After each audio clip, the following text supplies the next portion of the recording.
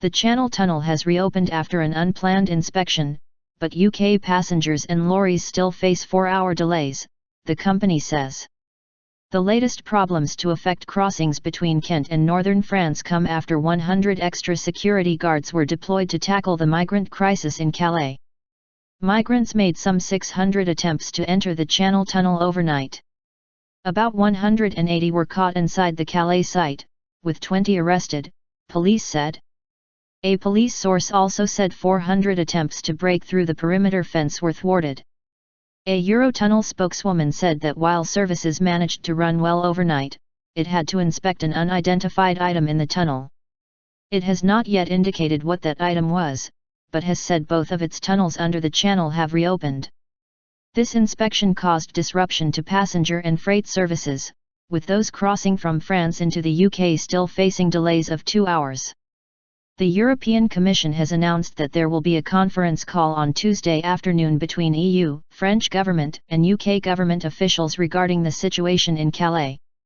Meanwhile, British transport bosses have said confidence in rail freight services through the Channel Tunnel could be seriously dented by the unrelenting disruption. They say the nightly incursions by migrants and blockades by striking ferry staff in northern France have led to UK haulage firms incurring huge losses over the summer.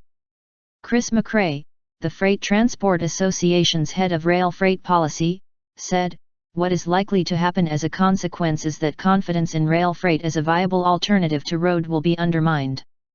He also said the long-term effect of the delays to international rail freight traffic could be devastating.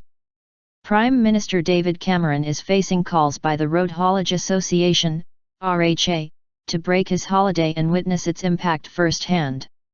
RHA Chief Executive Richard Burnett said, "Without witnessing the mayhem at Calais firsthand, neither the Prime Minister nor his advisers can fully grasp the severity of the situation." Shadow Justice Secretary Lord Falconer will visit the French port to discuss the situation with Eurotunnel officials and the RHA. Foreign Secretary Philip Hammond has said the UK has got a grip on the migrant crisis in Calais, with previously arranged fencing work at Calais proceeding on schedule. He also said UK Border Force and French police now had a presence in the Eurotunnel control room at Coquelles.